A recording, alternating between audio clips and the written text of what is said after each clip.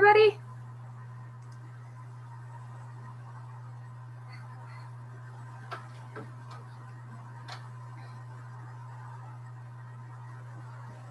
There we go.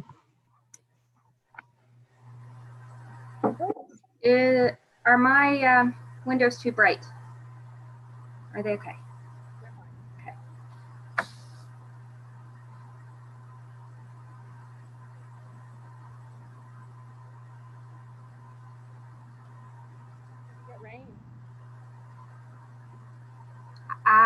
I almost heard you. It was very quiet.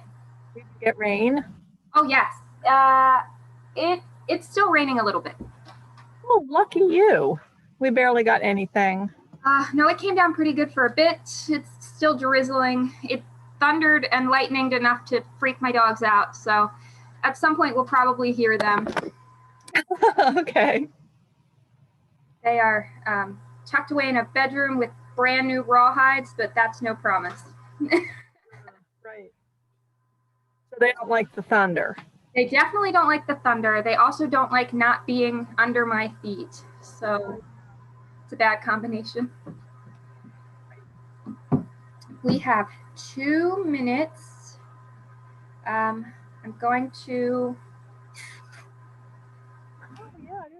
try and share my screen so those who are filtering in know they're at the right spot.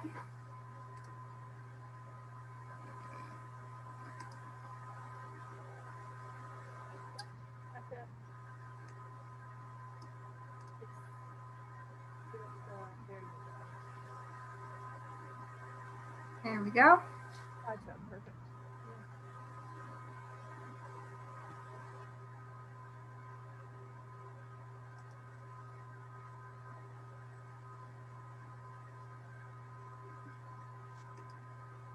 Really glad to see some new faces, some old faces, all friendly faces, some blank screens that I'm going to assume have friendly faces behind them. Right. Yeah, I didn't see a whole lot of faces, but that's fine. Your microphone must be really far away, Susan. I can barely hear you. Yeah, I hate to get that close to the computer because it means I need to be that large on the screen, but I'll try to, when I speak, I'll try to get close. Well, let me know if you can't hear me. I feel like I do the same thing because I can't hear. So I feel like half the time people are looking like at my non-existent tonsils when I'm on a Zoom. You're actually fine. Your audio's coming through just fine. That's wonderful. Hi there, Audrey. Hey guys, how are you? Good. How about you? Good, good. I'm out of breath. I've been running around. Planting, weeding. Yes, all of it. Mm-hmm. Dodging the rain, right? Yeah. Okay, rain means no watering. Yay! This is true. I'm good with that. I'm a very poor vegetable gardener because I love native plants because I don't need to water them after I get them in the ground for the most part. So I neglect my vegetables and sometimes they die and I understand why. I don't blame them at all. And then sometimes they just survive and I'm puzzled because I've neglected them. I don't water them. I forget where they are. I let Joe Pyeweed grow when it blows in there. And I'm like, I like you more than tomatoes, so you're fine. And but then I still get stuff. So pretty excited. Well, I planted way too much patty pan squash. So if you want some of that, Jessie, please come get it. Ooh, that's the stuff that ends up on neighbors' porches at night, isn't it? That's right. Yeah, I don't know what to do with it, but it sounds fun. There is a recipe out there for caramelizing zucchini. I bet it would work with that squash too. Mm-hmm. Sounds good. It's different. It's the thing this year, apparently. Hey, Michelle. You're muted.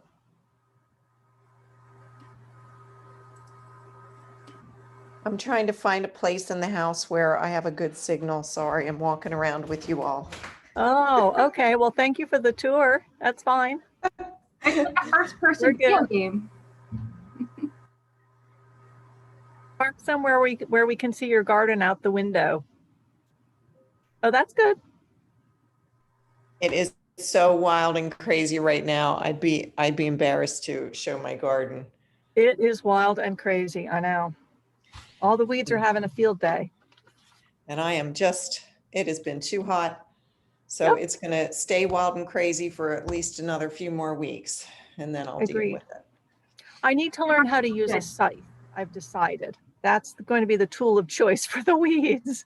What is? Oh, a scythe. Well, you can do a demo for us someday. Yeah, I'll try that. If I don't cut somebody's head off first. Okay. Yeah.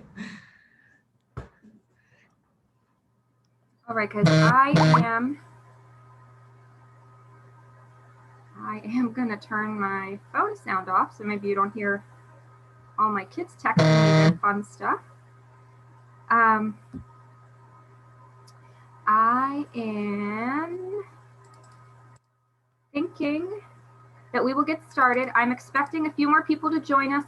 I am pretty sure I selected this meeting to not have to let people in, so they'll just filter in and join.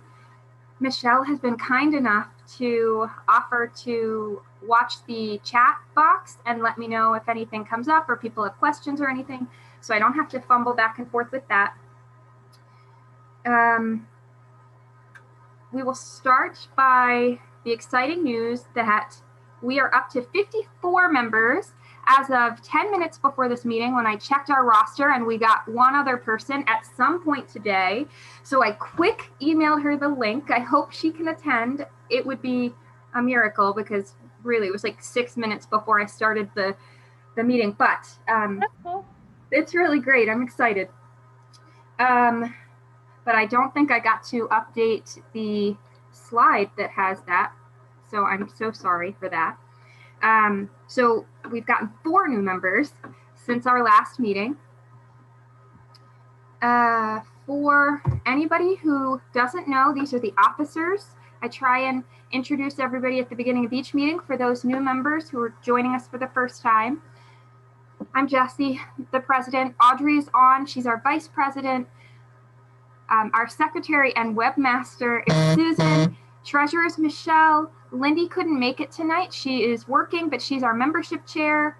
And Marilyn may or may not. She's out of the state. She is our dear Mother Marilyn and advises us in all things native plants and just with her, with life. That is so true. We have a YouTube channel. All of our past meetings, except unfortunately for our June meeting, are on here. Looks like this slide doesn't show May, but May was on there. June was a discussion. It was all of us talking about what's going on in our garden. It was a really great meeting. In the middle of converting the Zoom file to be able to record it and then upload it to YouTube, my computer shut down, so it did not save at all. I was hoping it would even save a portion of it, whatever it had converted at that time. It saved nothing. Sad day. I have kind of this PowerPoint presentation for each meeting, so maybe I can at least get that up there. I'll try. I'll think about that. Very exciting. Last month, we started an Instagram. Lindy puts most of our things on there, and I think we've even gotten a couple of new members who've reached us through that platform. I'm not Instagram friendly. I don't understand it, but there are a lot of people who use it as a great platform, so I'm really excited. Lindy's doing a great job getting a lot of really nice information up there for us. And fresh off the presses, we have a website. And Susan, it looks amazing. In the day that you and Lindy have had to work on this, it's amazing. It's already has so many resources and information. I love it. It's only going to get better. Be patient with us. I hear that it's also not a user-friendly platform to build, but we hope that our members can go there to get resources and find information. This is what we have so far. Up at the top, you can see it's sepa.wildones.org. Check it out when you get a chance. We are also on Facebook, and you saw our YouTube channel. Our new members come from Doylestown, Royersford, Jen in Phoenixville, and then the person who joined tonight. I'm glad that you joined. I'm hoping that you get to come to a meeting. Probably not tonight, but hopefully. Every month we have a thought of the month, and this month Audrey takes care of the thought of the month every month. This month she's with us, and she's going to talk with us about our vision for the future. So this month we're thinking about how we can increase awareness of native plants. After all, education is a primary focus of Wild Ones. So I just wanted to quickly look at the vision of the future from wildones.org, just to remind us.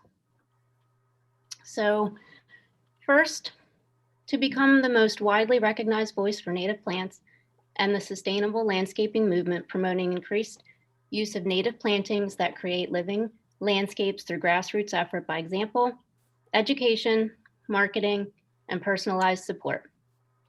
We will raise public awareness regarding the benefits that native plants, including trees, shrubs, wildflowers, and grasses, offer in a variety of settings.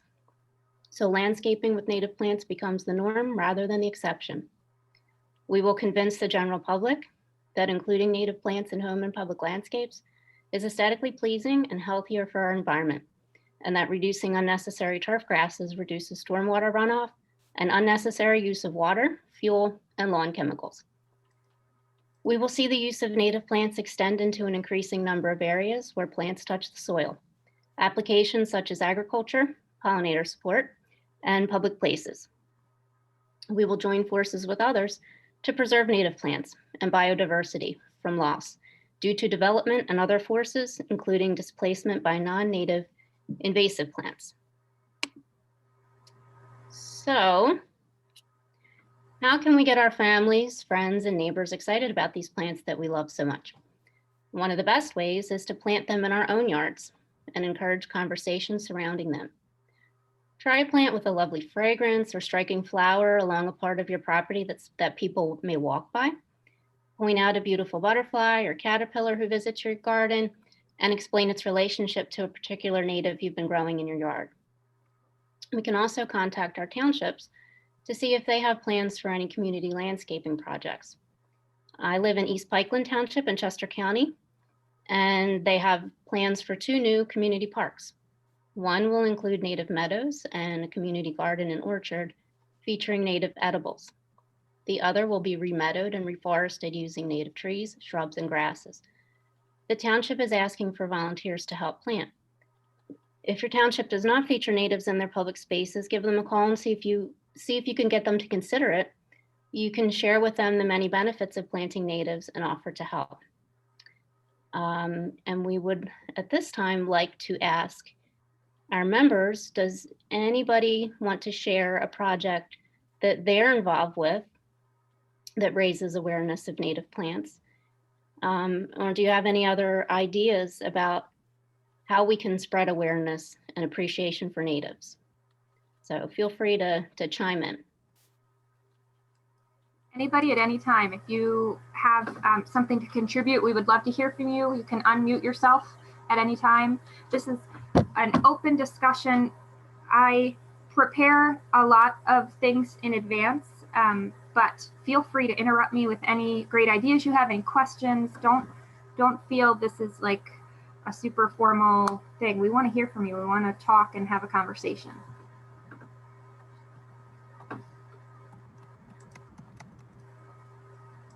Jesse, I wanted to give everyone time since I'm on the board. So if I jumped in too quickly and anyone wanted to share other things, please do so. But I wanted to share a potential project that I've talked to Jesse and Susan and Audrey and others about, Lindy and Marilyn. And there is an elementary school in Westchester. It's actually in West Bradford. It's right outside of Westchester Borough.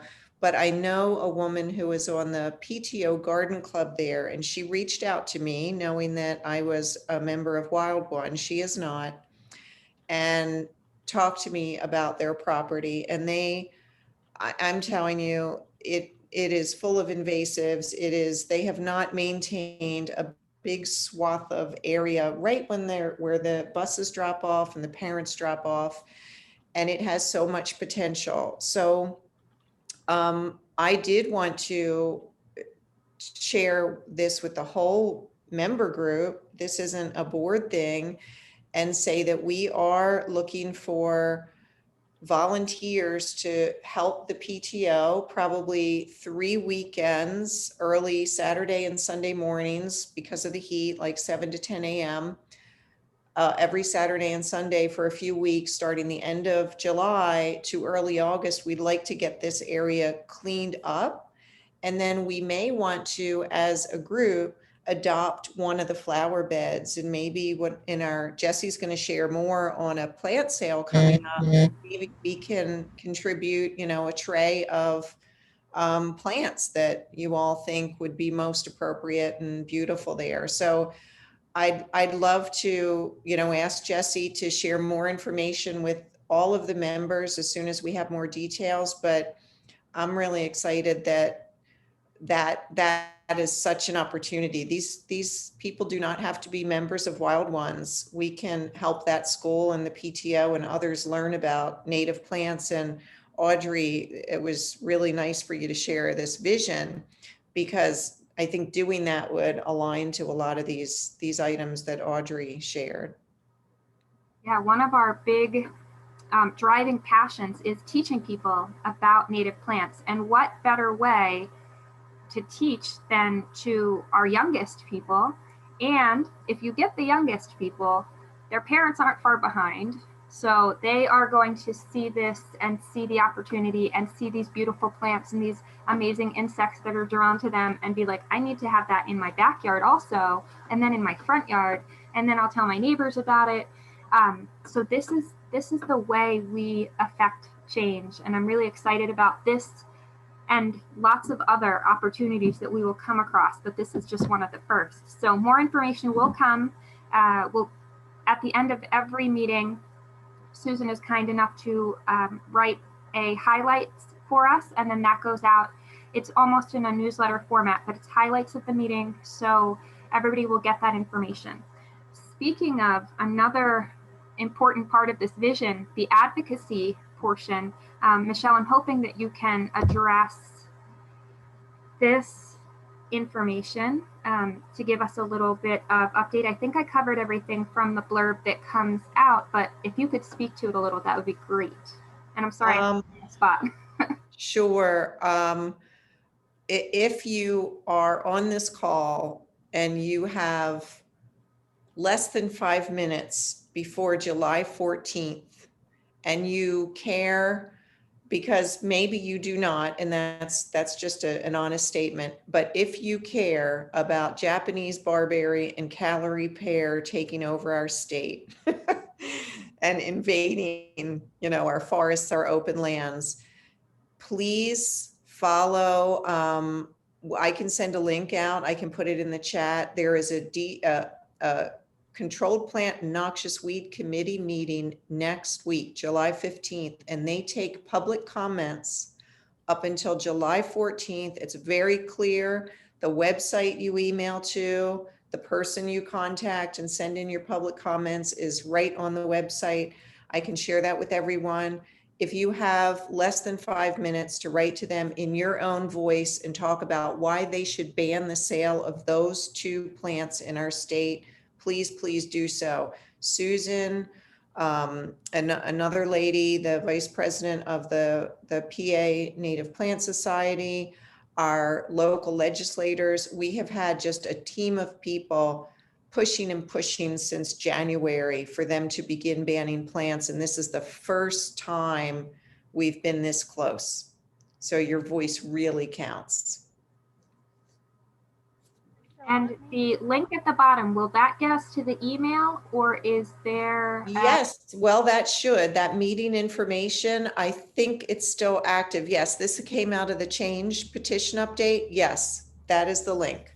So that the link at the bottom of this is the active link that will take folks right to it's a one-page website that gives you the instructions on emailing. So please, if you can, Susan and I both attended last quarterly session, and there was a group of people who wrote in from, I think, the Perkiomen watershed, all about calorie pear, because it was in bloom at that time. And there were only about 15 letters that came in, but they read every single one, and they share every single one, and they have to then take that public comment in before they vote and take action. It's really, really impactful. Thanks, Jesse. Thanks. Oh, you're welcome. Yeah, I will be writing my letter. I hope everyone does. And you spoke correctly. This is another way we can affect change. If they're willing to listen, we need to speak and let them know it's no longer acceptable. We didn't know before, we know now. It's no longer acceptable. We need change. Yep. Speaking of change. Susan, we can't quite hear you. Okay, Michelle, could you forward that slide to me and I will post it on the website so that people can go to our website and click on the link from there? I will, yeah. Yes, okay. Jesse's got it. Yep. Thank you. Yeah. So chapter business. Board nominations are coming up, and we are a newly chartered chapter, so this is the first time we're doing this. Susan gave me this information and I appreciate it. She filtered it down for me because this political stuff I have no idea about, but we are doing, we will have a nominating committee, and any interested chapter members can join the nominating committee, who will meet in August and September to create a slate of board and officer nominees, and they can be self-nominees. You can nominate someone else if you think they would do a great job in a role. Several board positions will be available, including treasurer, as Michelle is stepping down. She is a national board member, and that's very time consuming, and she's doing important work. So if somebody's interested in treasurer, please let it be known. Elections will then take place at the November chapter meeting. And I am not going to read through all of these, but these are, I have the descriptions for you of the different roles. We currently have a membership chair, a president, a secretary, a treasurer, a vice president. Those are the positions that are filled, but if you're interested in them, please put forth your interest.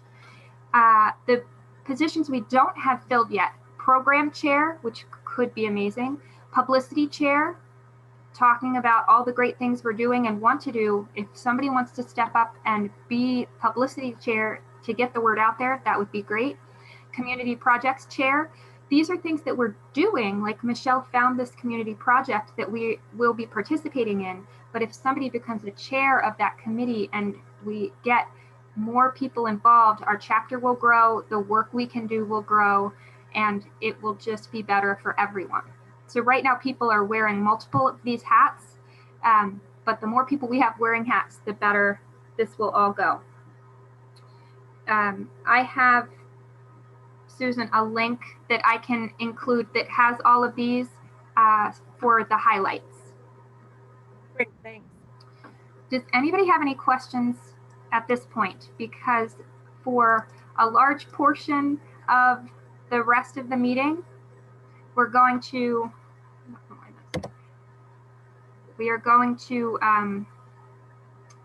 be caught up on, maybe, there we go, the Barrens trip that we were so fortunate to get to experience. Known for its vast and expansive landscape dominated by pines, the Pine Barrens National Pinelands Reserve is one of the most fascinating ecosystems in the Mid-Atlantic. Matthew Ross, who is the Director of Continuing Education at Longwood Gardens and a national board member of Wild Ones, led us on a hike through the Pine Barrens and talked to us about so many amazing things. And because I learned from our first Wild Ones field trip where I was just like mouth agape the whole time and couldn't take notes, I was like making squeaky noises just because I was so excited and happy, couldn't retain a single thing. I learned from that experience. I took notes. I took lots of pictures because I wanted anybody who couldn't make it on that trip to be able to see and experience some of the things that we got to see. So if you get tired at any point of seeing these amazing things, please let me know and tell me I'm just gushing too much, but I just wanted to share with you. So we went to Pto, which is a Pine Barrens preserve location. It is apparently a haunted area. There is a book by Lee Martinez on the history of Pto. It has the ecology is a boggy, aerobic surface, lean soil, lack of organic matter, lack of nutrients. So there's decreased cation exchange capacity and things stay shorter in this area. Apparently there's something like 17 feet of silica at the top layer of earth instead of like a natural normal topsoil. Doing this research for this presentation to share information with you, I came across a really interesting article, and I'll try and get that link to Susan so that she can share it with us in our highlight, because I didn't read all of it, but it talked about the history and the haunted aspects of it. So the area, the village apparently was a bog ore. This top picture is the visitor center, which we completely bypassed. We didn't go to it. This picture is of the boat that would take the ore to the smelter. And so this picture in the top right is a head-on of that boat.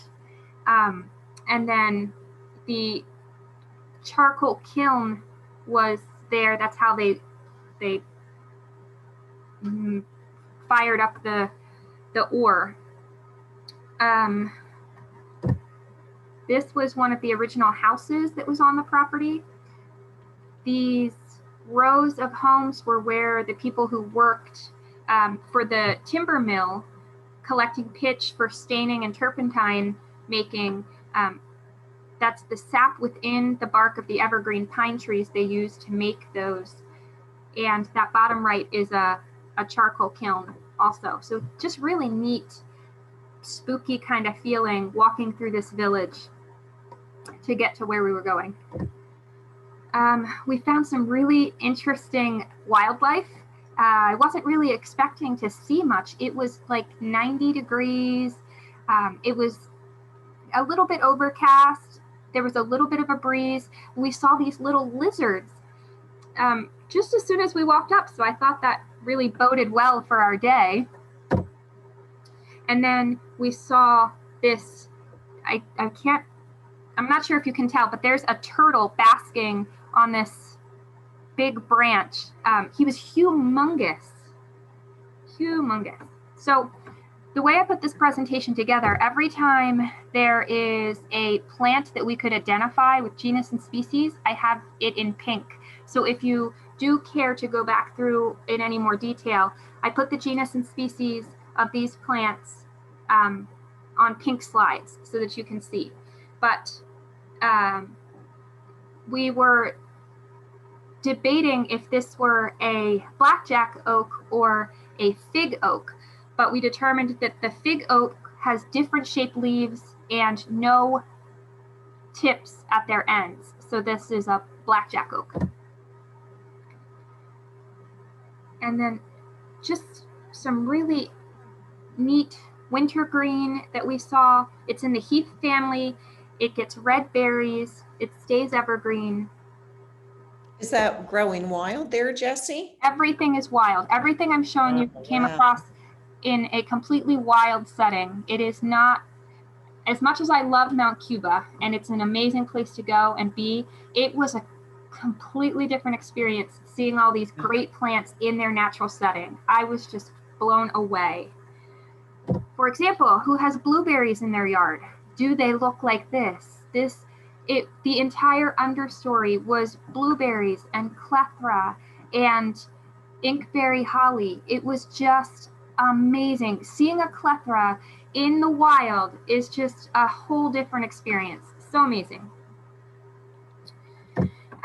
It was also really, really exciting to go into the woods and see vines growing and not feel like you had to tear them down because they're horrible things and invading the place. This is smilax, and it is commonly called Greenbriar. It has edible tips. Just the growing tips are edible, apparently. The rest will make you sick as a dog. And funny thing, it gets blueberries on it, and it likes to wind through blueberry bushes, so that sometimes if you're not paying attention and you pull a smilax berry instead of a blueberry, you could have a bad day. So you got to be really careful. We were eating blueberries our entire trip, but we watched out to make sure we didn't get any smilax. The picture on the left shows that a lot of the tall canopy trees were actually sweet gum. And this whole area is usually underwater. It's usually very boggy. That's why the walking planks are there, but you can see they've been going through a bit of a dry spell also. So nothing in this part was underwater. This was our fun group for the day. It was a really great group of people. We had a lot of fun. We learned a lot.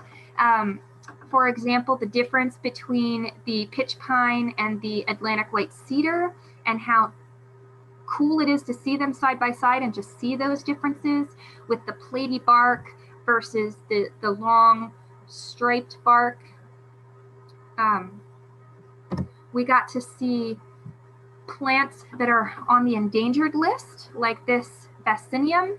It is called black cowberry or black cowpea. And there is a smilax winding through it. You'll see smilax in a lot of the pictures.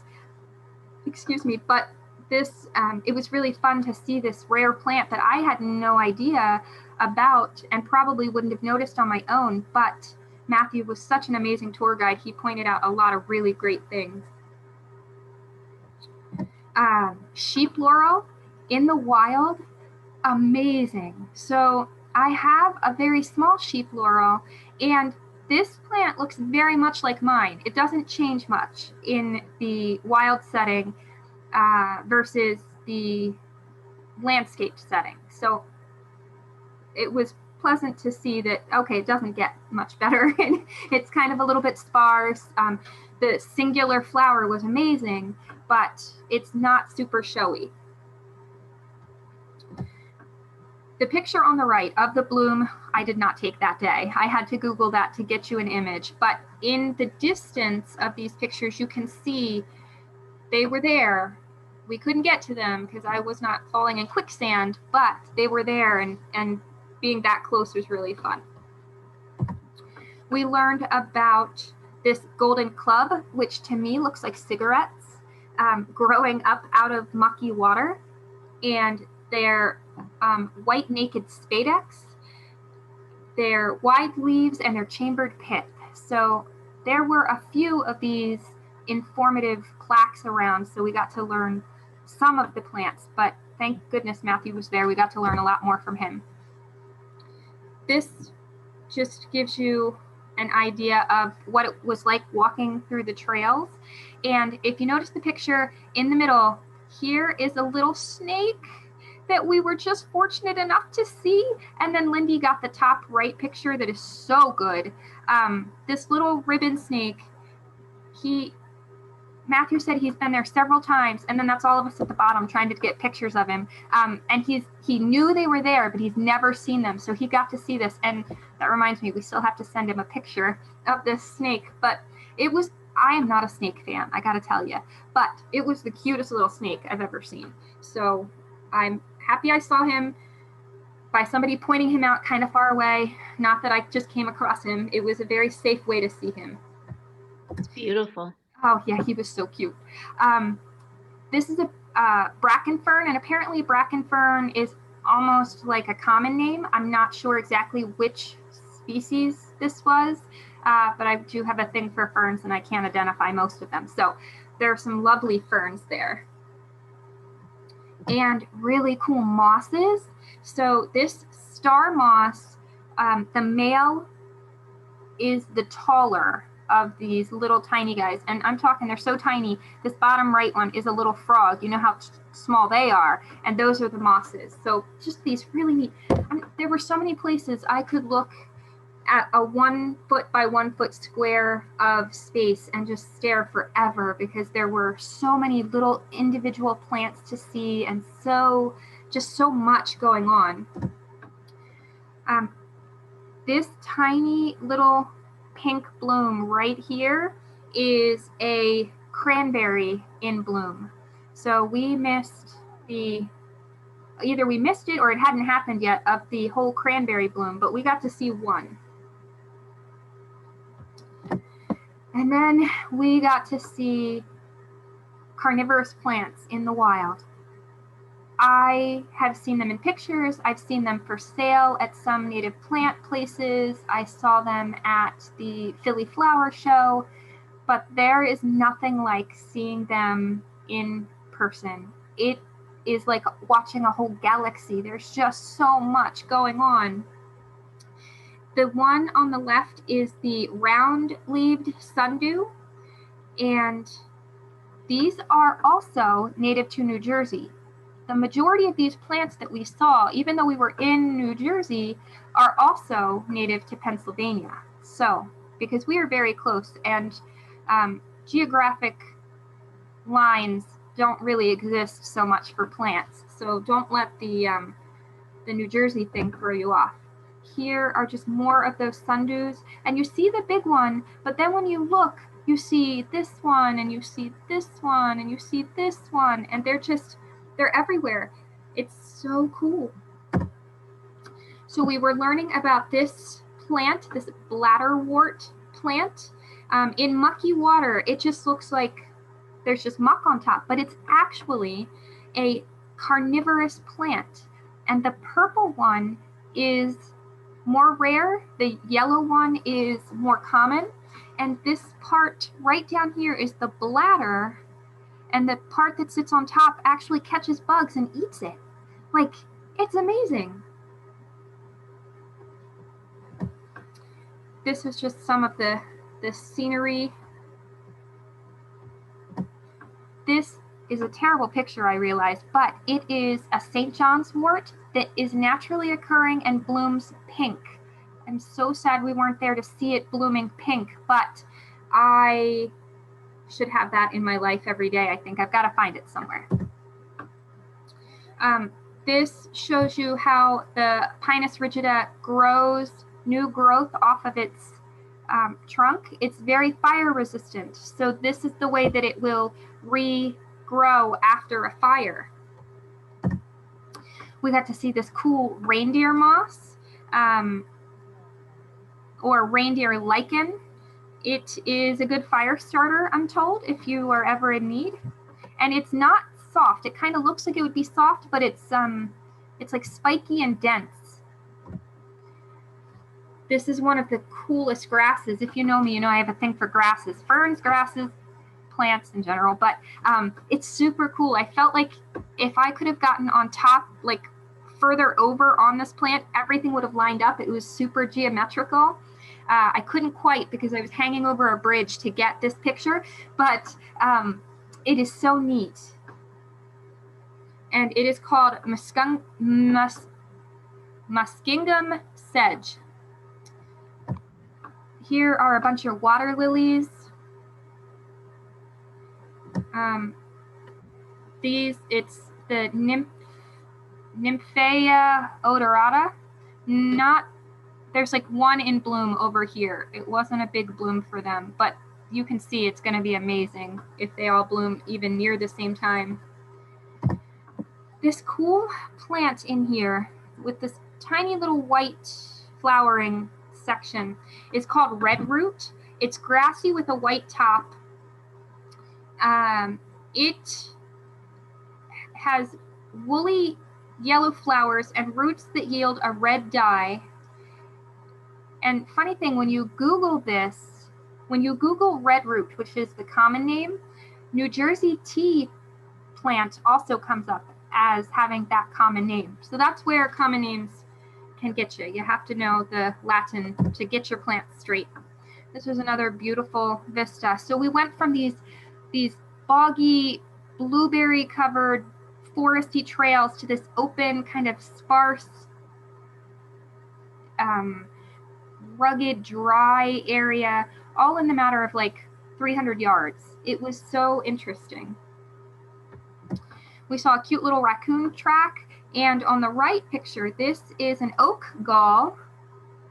That was fun to see. There's a little hole right here that the bug would have flown out of. Some more examples of that blueberry understory.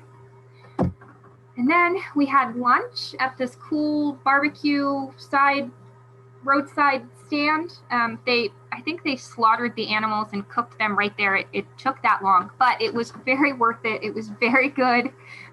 We had good conversation the whole time. And then we went to our next destination, which was Packham Park. And that is in the Brendan T. Byrne Forest.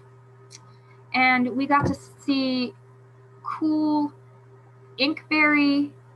We got to see Atlantic azalea flowers.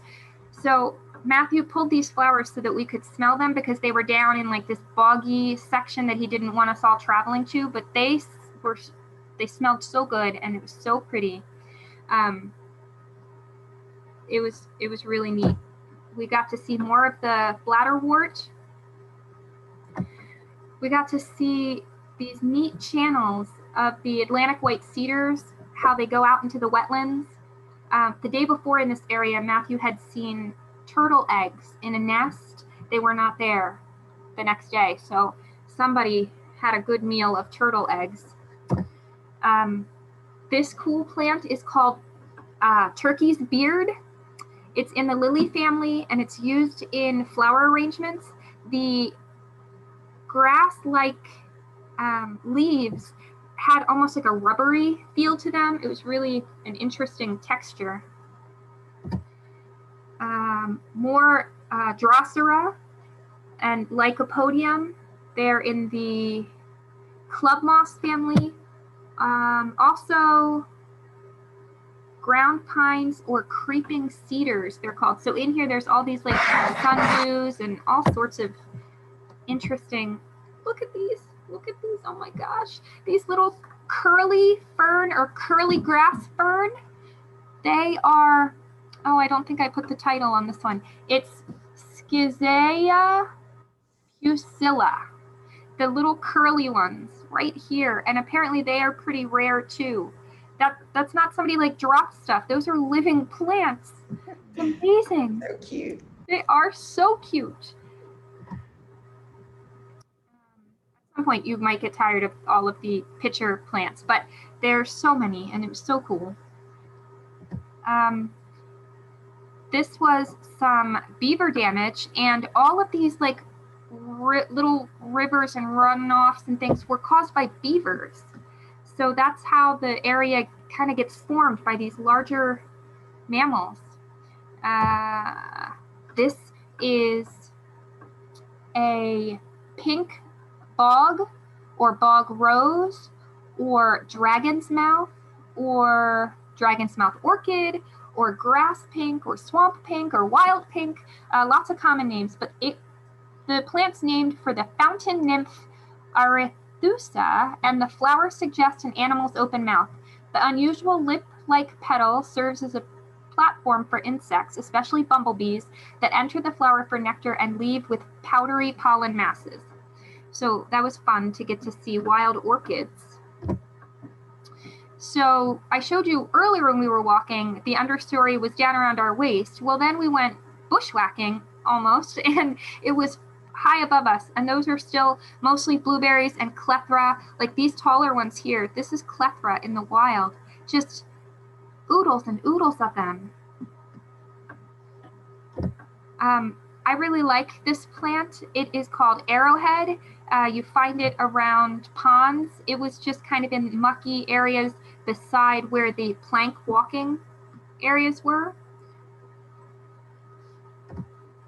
This little circular part here is the ovary for next year's pitcher flower. So it was neat to see one so open and forming its fruit. This area, excuse me, Matthew was saying a word, I think that it was hummocks, but beavers basically built these little hills and then plants grow on them. Blueberry and clethra on these little mini islands. And apparently there's a really interesting book called Sea of Grass about the Everglades and the Fakahatchee orchids and kind of how they were going extinct because people were scavenging them. That it reminded Matthew of this kind of an area. It's got an Everglades feel to it. And there we are. That's the same picture. We're just in front of that area now. So we were trying to get it in the background. Where are we at here? Just more of the neat Everglades vibe. So you don't even have to go to Florida. And we weren't all that bitten up by mosquitoes at all. One section I did put on bug spray, but ticks, the little tiny ones that are like bad for you, lots of those. I think Lindy found 7 on her. And Justin and I each pulled off 1. So I hope everybody did a very good, thorough check afterwards. But we must have brought her along for bait. She had the most of them. Some other neat scenic areas. Some more ferns that I didn't name, but this area, the whole area was under a controlled burn in October of 2020. And we were there in the end of June 2021. So that's 8-9 months, and the understory already looked like that. So you can see the tree and how it had been burned, and the understory came back like that in 8 or 9 months. And they do these controlled burns to decrease the understory growth so that they don't have a big devastating wildfire. Sorry about the lag with the pictures, but the picture on the left is showing the neat orange bark of a sassafras tree after the wildfire. And I'm told it smells like burnt fruity pebbles. It didn't smell like that day, but apparently when it's on fire, it smells like fruity pebbles.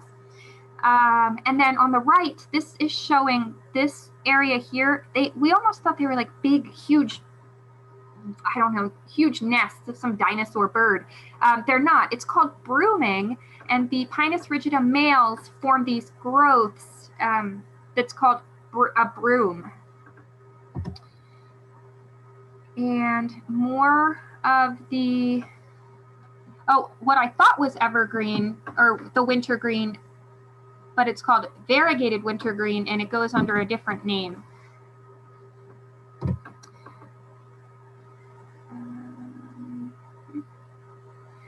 These little blooms caught my eye because they look like raspberry, but that was as tall as they were. They're just tiny. And then I saw these little sundews, and I was just captivated. There was just so much to look at. What about what Matt said about those brooms, where it's a mutation in the tree and people will cultivate those mutations to make the dwarf variants? Yes, thank you, babe. That is right. So they would take the section, they would culture the section that had broomed, and then they used that to make like the pygmy pines and the small dwarf pines in cultivated form. And what word are you using that have broomed, or? Broom, yeah, B-R-O-O-M. Oh, and what does that mean? Like what? It's when they form that, here, let me back up. It's when they form that that growth here. Oh, that It's big like a- thing. Yep. Okay. It's like a bunch of branches maybe come together or something. It looks like a huge nest. A tree in a tree. You're near it. Wow. But it is just the tree with a mutation. Wow. More pictures. So they had these little, I think my husband said these were the Q-tip ones, and then these are the pipe cleaner ones. Very apt names. They look just like that, but they eat bugs, more of them. This one was really neat. You can see how the flowers form, and you can look right through it. Like, so fascinating. Okay, does anybody need a break from pictures? Because any questions? It was a really fun day. Anybody else who got to go on the trip, if you have anything to add that I forgot, which I'm sure, like Tom, can you think of anything? I'm impressed at your recall. It's pretty amazing how well you put it all together there. Very comprehensive overview of the day. Well, thank goodness Lindy came and like guided me away from things, because I was typing all of that out as we're walking. I'm surprised I didn't fall in quicksand or something, but I wanted to make sure people got to learn some stuff. I was so disappointed when we went on the walk with Kevin, Tom, and I didn't take a single note. So. Yeah, it was a pretty amazing day. I really was thankful to be able to go on it. I appreciate you putting that together.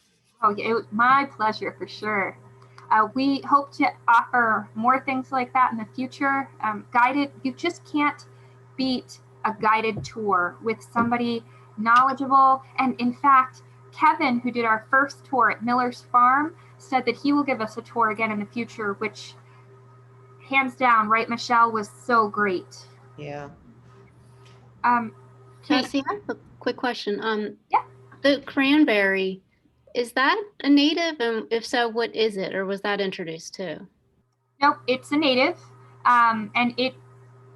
So just like blueberries are native, but they were cultivated to get to be bigger and better and be more harvestable.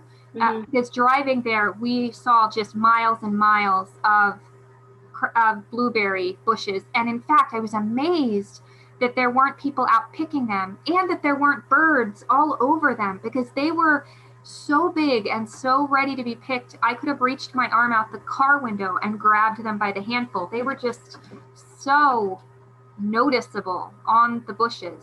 The cranberry is similar to that, apparently, and I don't know much about the history of it, but they were in bogs. They grow naturally in those boggy situations, and when colonizers moved to the area, they realized, oh, this is something we can harvest, and then they went from there.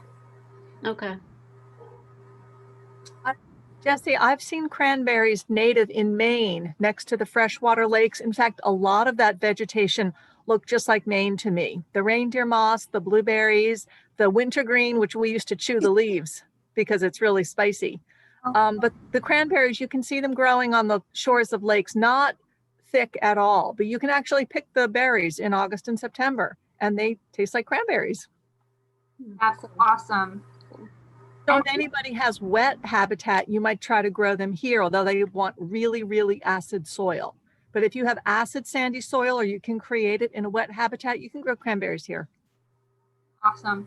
I was inspired to do a little container bog garden, actually from the Philly Flower Show, and then going to see them in the wild was just amazing. But I do have a small little cranberry and a couple pitcher plants in my little artificial container bog garden, and it's fun to watch them. Okay, so I'm sorry if you are all played out on pictures, but I have more pictures.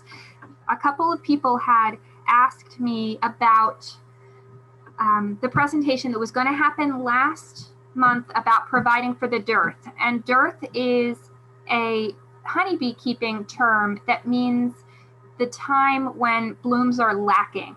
It is a dearth of nectar sources. So it's the lack of nectar sources. So I put together just a few things that to give everybody an idea of the things that grow here, grow well in our area in June and July. And I didn't make like a whole comprehensive list, but I have a bunch of slides of pictures of things blooming. So it can get you started if you're looking for or lacking blooms in your garden at this time, which a lot of people are, but there are lots and lots of native plants that can help you fill that gap. So these things are starting, I tried to go kind of chronologically, starting in June, like June 1, and you have goat's beard, you have 9-bark that is still putting on some blooms, but the majority of the bloom has already happened. But you have elderberry that is putting on quite a show at the very beginning of June. And then the catalpa tree is huge and beautiful. The spiderworts are going crazy, and they have a really long bloom. They're going to keep going until, I don't know, August, September. St. John's wort starts. I had a lone cone flower at the beginning of June. They're definitely much more now, but I did have some that popped at the beginning of June. Oak leaf hydrangea. The fun part about that is these white, showy, what looks like flowers are actually sterile flowers, and underneath is all the good stuff. So if you watch the insects, they completely bypass those big white flowers. They go in, tuck underneath, and get the nectar. And then the smooth hydrangea on the right. Hey, Jessie. Yeah. Can I ask you a question? Yeah. On the oak leaf hydrangea, I have 2, and they were from, I think, Edge of the Woods last year and last spring, and they both came up beautifully. The one has not one bloom. It actually looks like it's not even the same plant, but it is. And the other one, which is maybe 6 feet away from it, is covered in flowers. Do you have any idea why? I would have like an unblooming one, like one with no blooms. Are they about the same size when you purchase? Yeah, they honestly, I didn't even notice until I was out close to them wanting to take some pictures, and then looked at the one and there's not one bloom on it. It's so weird. That is weird. I don't know that they are male and female. I think that they are both. So I don't know, except that if it's just younger somehow, even though it's got the size. I was going to say younger. It's a younger plant because mine, this is Kate, by the way. It doesn't, I don't think they start blooming really until they're maybe 4 feet tall, or I don't know how tall yours is, but it's just under that. So maybe that one was, even though they look the same when I bought them, maybe it was, you know, a whole season behind. Yeah, that would be my guess. Give it another year. Okay. Thanks, Kate. Thanks. sure. And then the what mine are doing right now is they have already gone into the pinkish stage. So they start out white and then they start fading, but they turn this beautiful pink, light pink and white. Oh. And it's early. It's about a week early this year. I did not include a picture of that, and I thought about it, but I wanted to stay strictly with the blooms because that's when you're providing for the dearth. But you're right, Kate. I actually prefer them when they're fading to their pink. I think it's so lovely. That's great. We also have bush honeysuckle, Dervilla. And this you can tell, like the blooms are barely open and they're just covered with insects. Flame azalea, this plant is not even a foot tall. Like it is so tiny and producing these beautiful, like it only produced a couple flowers, but beautiful. Wow. And then I had several primroses last year. Only one of them came up, and it feels early that it bloomed, but it was covered profusely in blooms. Swamp milkweed put on quite a show this year, and it was really satisfying to see. I think I saw a lot more along roadsides. I think people are being much more cognizant about it and about when they're mowing. So that was nice. I feel like I've seen more this year. The middle picture is actually purple milkweed, which is a kind of hard plant to get to grow. I was super fortunate. I found it last year at Edge of the Woods Nursery, and they even warned me like, hey, this dies a lot, like it doesn't usually come back.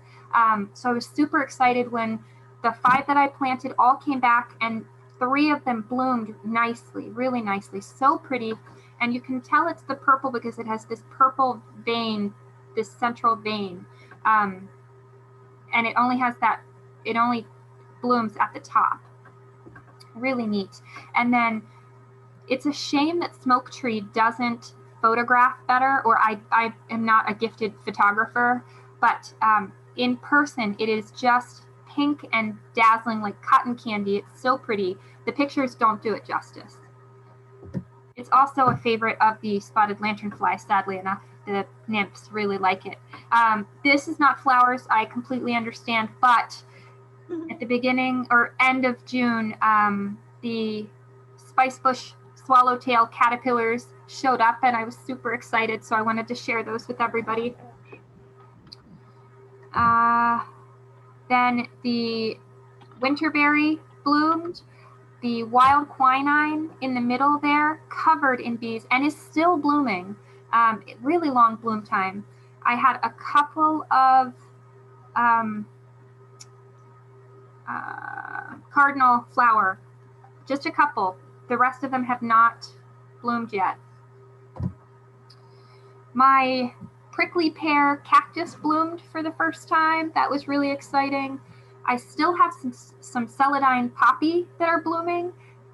They're their first year in there, so I don't know if that happens every year, but I was excited that they were still blooming. And the picture. So Jesse, these are all from your garden? Yes. Oh, it's amazing. Thank you. Great. Yeah, these are all from, I just rated my phone, my pictures on my phone to put this together. Great. Thank you. The pictures, the one on the right is Spheria Alba. It is the native Spheria. So what I'm finding with this plant, this is a terrible picture. It is a weird angle, I'm sorry. But if most people are familiar with the, what is it, Japanese Spheria or Chinese Spheria, whichever one they sell at Lowe's, that stays very kind of rounded and compact and takes a good trimming, and it stays like that meatball shape. It's very dense and it blooms prolifically. The native Spheria does not seem to be like that at all. It is much more columnar. If it is in full sun, it does tend to stay kind of tight and dense. But if it is in shade or part shade, it's very droopy. It still blooms, but it's not like the non-native where it blooms all over this rounded bush. It is kind of one column that blooms. It's lovely. I highly recommend it, but I wouldn't say that it's a replacement for a non-native Spheria. They just don't have the same habit. Fleabane, I should have put that at the beginning because I think that it's been blooming since May. It continues to bloom. It will bloom until fall. For anybody who's not a fan of fleabane, I can't understand why. It wants to live here. It wants to live a long time. It wants to make you a lot of babies. It's covered in insects. It is a winner in my book. After some heavy rains, because I have some that are like 5 or 6 feet tall, it has flopped over and I cut it back. But I let it grow where it wants to because it's just such a happy thing. And it's a huge pollinator magnet. Yep, exactly. Yes, tons of the little small bees. And what I try to do, and I'm not really perfectly successful with that, but as soon as I start seeing them turning brown, I start to cut them back, like you said. But I'll tell you, even if you just touch it, the seeds spread like crazy. So I think that's why a lot of people don't like it, is because it really does speed, but it's so easy to weed out. Yeah, Really. it is. And I love free plants. I don't understand. But either way, the middle one is Downy wood mint. And I had to laugh. This was grown by seed from a friend who had left he seeded a whole tray, and we just lost track of time and whatever. And we left them sit kind of in the seed trays too long. And we had been growing them for a sale. And he was like, I don't think we can sell these. I'm just going to toss them. I was like, no, you are not going to toss them. I will take them. He's like, I think they're going to be root bound. They're not going to do well. Every single plant, every one of them survived and thrived. It didn't matter what condition I put it in. I put some in like the shade and dirt. I put some in the sun in pots. I just put them everywhere. And they are gorgeous. I saw them for sale at Edge of the Woods Nursery, and the sign said they get to be 2 or 3 feet tall. And I had to laugh because I have some that are like 6 feet tall. They're very happy almost anywhere. They are prolific. It's a mint. I haven't seen them go out of the areas that I've put them in yet, but I don't doubt that they might do that. However, they are covered in bumblebees and honeybees and all sorts of bees. The butterflies haven't found me much yet, but I'm excited to see if they like them also. And then on the right, probably my favorite combination, the Queen of the Prairie and Helianthus. I just love that combination so much. Yeah, beautiful. The mountain mints, I have lots of different ones, and it seems like the Virginianum blooms first, and then the Virginianum, and then the Hoary, and then I have like a Appalachian one, and just now my broadleafed or short-toothed, like that one goes by a whole bunch of different ones. The one that gets the most pollinators is just now starting to bloom. So those are a winner for sure. My honeysuckle put on its big show probably at the end of May, but it is still putting out blooms. So, and it will bloom into the fall. Like that is just, it's like fireworks.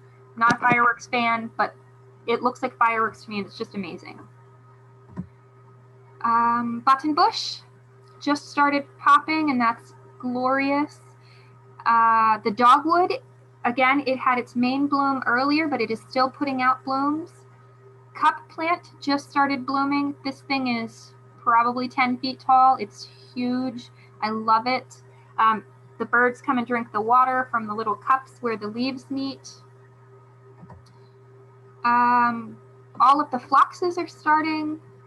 Actually, I should say most of the phloxes are done. These are the garden phlox. So this picture kind of cuts it off. The ones that are blooming now are actually cultivars. I got like 3 or 4 different cultivars, and they're very cute, but they stay shorter and the flowers are much bigger. The straight species are the ones behind them that I couldn't even get in the picture because they're so tall. So they will kind of prolong the bloom time because they don't bloom yet. And then, Jessie, yeah. just a quick comment on the buttonbush. Eric and I noticed that they have buttonbush planted in the Target shopping center in Pottstown.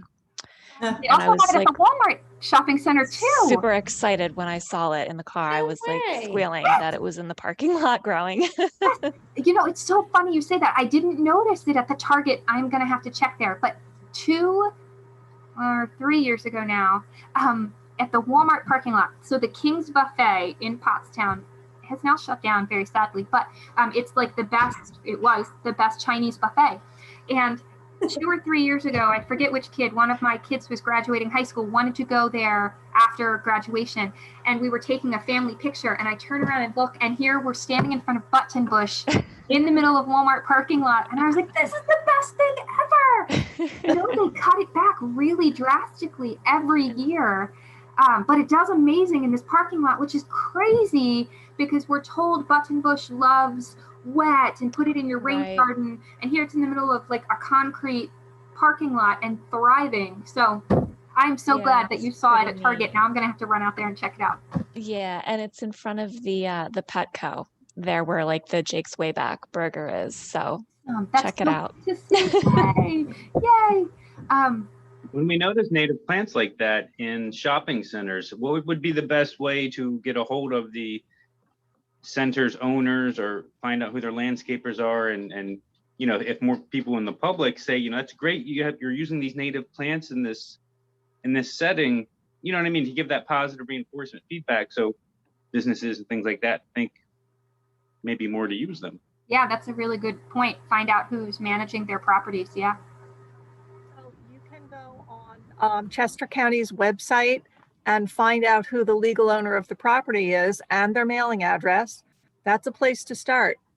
Even if the letter goes to some, you know, corporation, wherever, it's going to come to somebody's attention. That's a good idea. It's easier than finding out the manager. It's really hard to figure out who the manager is unless somebody knows. Of course, if you know somebody who knows who the manager is, that's great. But the Chester County website will give you the legal owner's name and address. Okay, that's a good tip. Thanks. Yeah, that's great. Because I was at Mount Cuba today for a class, and they had mentioned that they are seeing more. They've listed 2 plants, clethra and something else now that's not coming to mind, but that they're noticing more in landscapes that they're being used. People are hearing that let's just put in these hardy native plants that will take it, like in parking lots and things. So that's really great. Monarda is blooming, and I think that is my last picture. So that takes us up to pretty much today, which is headed towards the middle of July, and it doesn't have to be a dearth. There's all of those plants that you can put in to fill in that space, so you don't have to go without blooms. They can be there. I hope that helps, because I know a couple people had wanted that information, so let me know if you need anything else in regards to that. Well, my garden aspires to be looking like your garden. Yeah, exactly. Those I are agree. beautiful.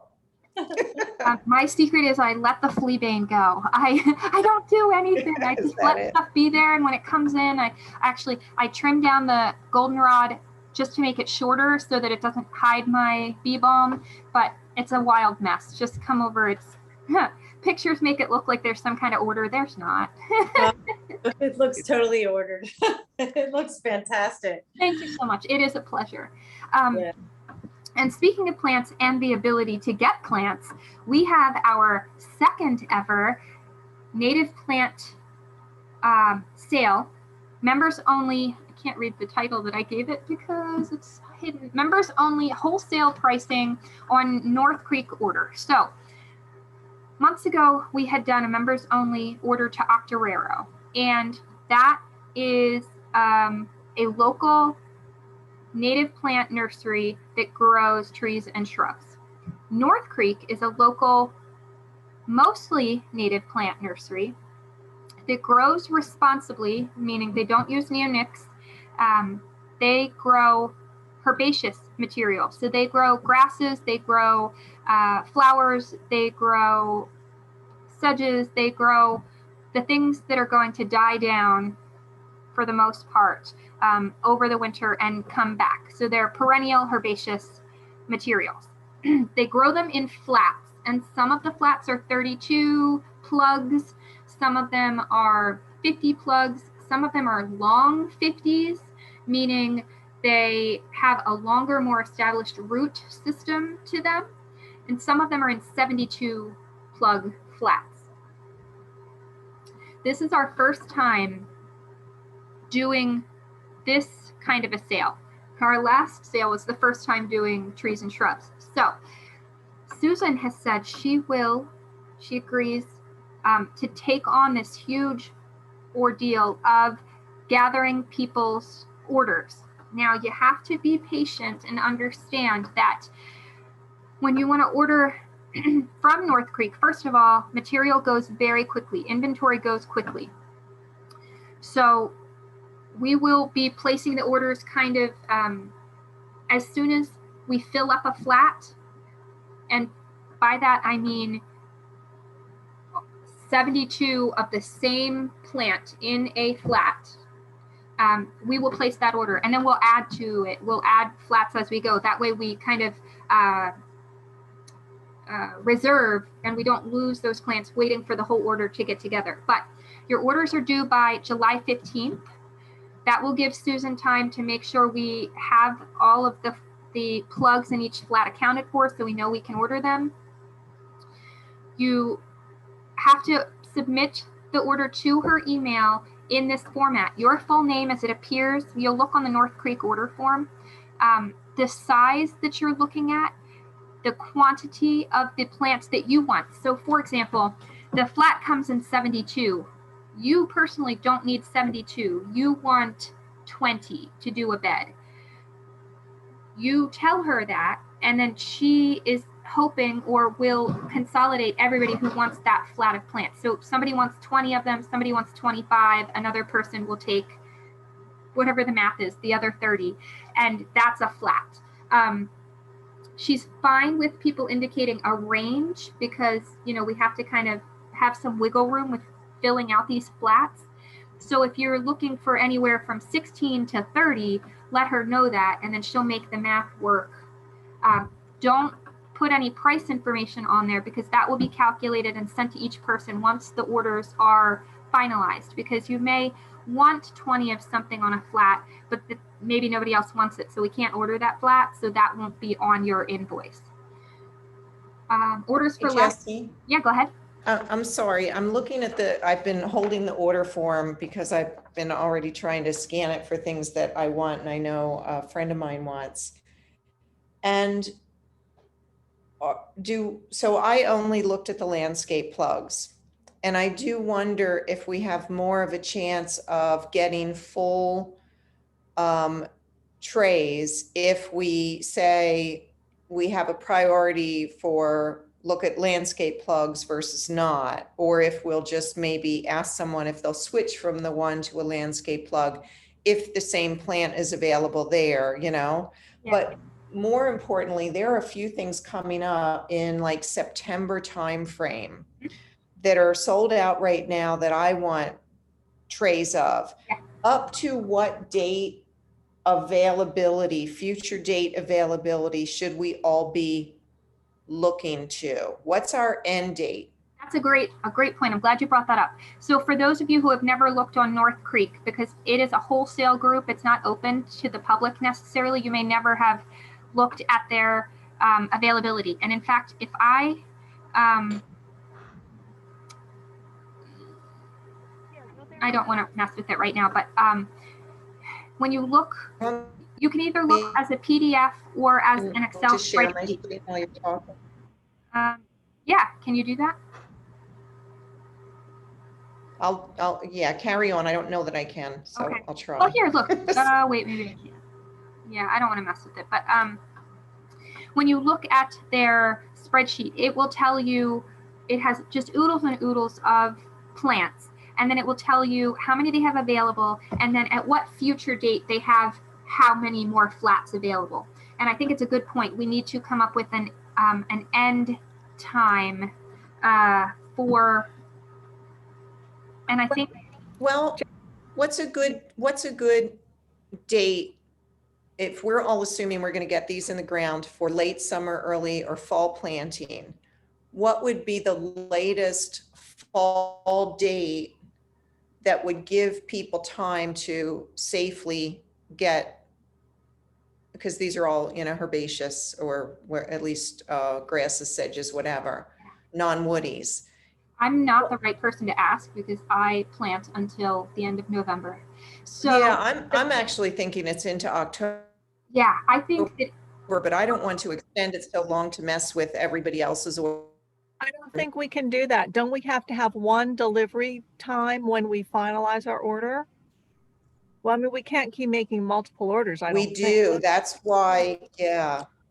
So here's what I think we They'll should hold it. Yeah, they'll hold our flats until that one pickup time. Right. So we would pick up in, let's say if we made the last date available October 15th. I think mid-September, frankly. because that's when it starts to get cool and people want to start getting things in the ground, because the earlier you get them in the ground, the more root development you can get for, before it gets too cold, which is obviously better for next year. That is definitely safe and sound advice. Listen to Susan. I plant until November, but well, I do too, but not if I don't have to. If I can plant earlier, it depends on when the weather that's good. turns. Looking at the list, there are a lot that come up in August and then up to September 13th. So maybe if we do call it like September 15th, Susan, okay. Would that be good? That's fine, because nobody's planting in August anyway. It'll just be too hot and awful. I am. Don't listen to me though. So you're watering a lot. Well, a little, but I like that. September 15th, when you look at the list, see what's available by September 15th, choose from that, get your orders to Susan. Once the orders have been finalized, Susan will calculate each payment and it'll be sent to you with the list of the plants. Now, there will most likely be a delivery fee that we will disperse among people who are ordering. As you can imagine, our membership numbers are now 54, and if even half of them decide to place an order with this great opportunity that not everybody has because it's wholesale, that's a lot of trays to try and fit in any person's vehicle. So we're going to have a delivery fee. We'll let you know what it is, spread amongst everyone, and most likely based on how large your order is, it'll be a bit proportionate to that also. So if you're only getting one flat, you're not going to have as big a delivery charge as somebody who's getting 10 flats, kind of a thing. So that will be in your invoice also. And pick up, Jesse, North Creek reminded me that if we have under like 35 flats as a group, they actually box them and FedEx them, and whoever receives them has got to open every box and take them out and water them and immediately take care of them. That's how we get them at the nursery as well. If we order 35 or more, they will actually stock their truck. They put them on the racks in the truck and bring them to us without them being packaged. So they're just, put on somebody's driveway. But it's going to be real important, unlike the woodies, that when we set our pickup date, everybody needs to get there and pick up wherever the pickup location is within a day or two, because we can't have one person handling, so many trays and responsible for keeping them alive. That is a great point also. Thank you so much. Sure. Yes. So that's exciting. I'm excited to have the ability to order so many great things and share that opportunity with everybody. The next great opportunity that I'm really excited about is our members only garden tour at Kathy's property in Chester Springs. Email me wildonesofsepa@gmail.com to RSVP, let us know that you're coming, and so that I can give you the full address. Kathy said that it was okay if I put her address on here so everybody had it, but I didn't personally feel comfortable with that because this will go on our YouTube channel, and if anybody hears how great Kathy's property is, they're going to want to go see it all the time. So I didn't want to give them all that access. We're going to go Wednesday, July 21st, so that's in a couple weeks, from 6 to 7:30ish, and we are saying that we can do a plant swap. We understand July 21st is not the best time to be pulling your plants out of the ground and taking them to somebody's house to transplant. So if you don't feel comfortable with that, you do not need to do that. But if you do have some plants that have produced really well for you and have put out babies in the spring that you can safely take out, they might wilt for a couple of days, but if we keep them watered, keep them in the shade, give them some TLC, I have transplanted at this time and they do well. It usually just takes a little longer for them to bounce back. You can bring a native and you can take a native.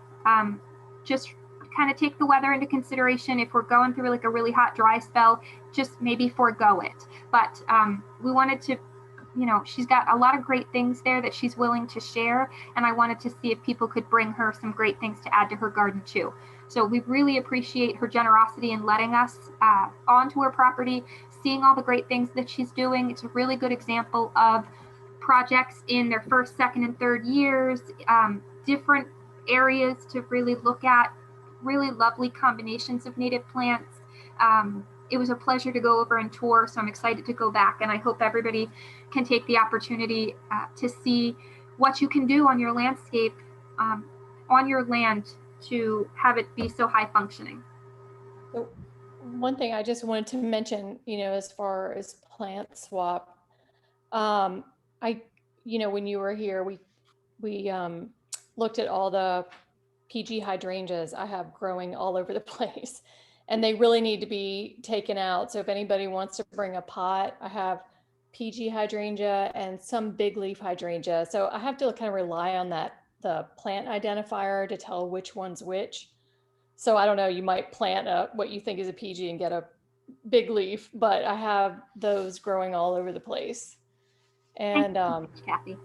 another thing, some other things I can share too. And back to the advocacy part that someone was talking about early on, I started my garden because there was a silent auction at my kids' school, and someone was auctioning off a quote like wildflower garden, and I was the only bidder, I think, and it was maybe $75. I had no idea what I was going to get, but I went over to someone's house who sold it, and she gave me just baskets of perennials dug up from her garden. So just Monarda, Black-Eyed Susans, Columbine, and I can't remember what else, but a lot of, really neat plants. And that was kind of where it all started, so that you can get people hooked that way. That is awesome. So everybody keep that in mind when you see Kathy's. What it started as a basket of somebody else's plants turned into just a lovely landscape. So that's so great. As a reminder, maybe, whoops, back up. These are our meeting dates. Water features is a potential topic for our meeting next month. In September, we have Matthew Ross giving our presentation. In October, I think that I have somebody lined up to do our invasives talk. I'm very excited about that. In November, we'll talk about dividing. Fall's a great time to divide a lot of plants. And then in December, we will learn all about winter seed sowing and projects you can do with that. Hey, Jessie. Yeah. I wanted to remind everyone that National is also having Doug Tallamy do the Nature of Oaks webinar this fall. And I think everyone has received an email or an invite about that. Maybe not, maybe just the board members have to reserve the time, but I will get that information to you. I know it will go out public, but I want people to be able to get a chance to sign up for it quickly. It'll be free to members, and that it's always great to hear him speak. Yes, it is. That's great. Thank you. We'll look forward to that. I highly recommend. I listened to that presentation the second time he gave it, and I know when he gives presentations, they just keep getting better and better. So can't wait to hear it again. Okay, a couple upcoming opportunities. One of our members is doing a native plant sale and garden tour at her property. It's in Mechanicsburg, so that is to the west of most of us. Join the Thoughtful Gardener in her backyard pollinator garden. She's giving a tour. There's a plant sale. Get ideas and inspiration. All the proceeds go to support the Master Gardeners Program of Central PA. And I really want to go to this. I sadly have to work. I will see what I can do about that, but I would like to make the trek over there to do that. It's about an hour and a half, an hour and 45 minutes from me, but I think it would be well worth the drive. Another friend of mine brought up this opportunity. It is about some research that's going on into a blight that may help to control the invasive honeysuckle. The researchers are looking for citizen scientists to help support honeysuckle blight. All of the information, including a link to a short video describing the research, is included here. And then she just wanted me to share it with our group. It seems very interesting. I didn't get to look at the video yet, but anything that can help control invasive honeysuckle seems like a positive thing to me. So for everybody that can take a look at that, that would be great. And then this was just a slide from last month's meeting about the pollination. This is essentially a mail order, fairly local group in New Jersey that will send you trays of mixed plants. So mixed trays, the minimum is 25 and they have to be ordered in 5 of each species, but they are plugs. So they're small, easy to handle. They grow really well. I think Kathy said she's ordered from them multiple times with really good success. So recommend checking them out. I have yet to order from them, but I do plan to. So that's another opportunity for us. That is all I have. Are there any questions or anything in the chat that I need to address? No, Jesse, I just want to say that was a tremendous amount of work and well done. Oh, thank you so much. those were the comments, Jesse. Just beautiful pictures. Thanks for sharing the detail from the Pine Barrens. But yeah, it's just kudos. Thank you for doing that. No specific questions in the chat thus far, unless anyone has any now. Yeah, thank you. And can you go back to that previous slide about the honeysuckle blight? I just want to screenshot it. Yes. Thank you. There it is. And I was trying to do the same. okay, there you go. And also Susan will probably have it in her highlights too. Okay. What I'd like to do, Jesse, is if I could get those slides and I'll email you, I will put that stuff on the website. That'll be So great. that, Yes. yeah, now that we have it, we need to use it. Yes. So all that will be on the website and people can click directly on those links and get to that information. So Susan, since these are active links, why don't I just share this presentation with you and then you can pull what you need. Does that work? Okay. Okay, guys. Thank you so much for joining me. It's always fun. I look forward to our meetings every month. Oh, and also we may be having a venue for in-person meetings coming up soon. I'm hoping. I've got feelers out there. So I look forward to that and actually getting to meet in person. We are trying to keep the idea of doing a dual in-person and having Zoom going at the same time, because we understand we cover such a large area that not everybody's going to want to drive no matter what location we find, or even if we rotate locations with meetings, and we don't want to have those members miss out. So we're hoping that the venues that we do get access to have AV capability, that we can still do Zoom and meet virtually for those who can't travel, or or if it's just not feasible on a weeknight to travel. So more to come.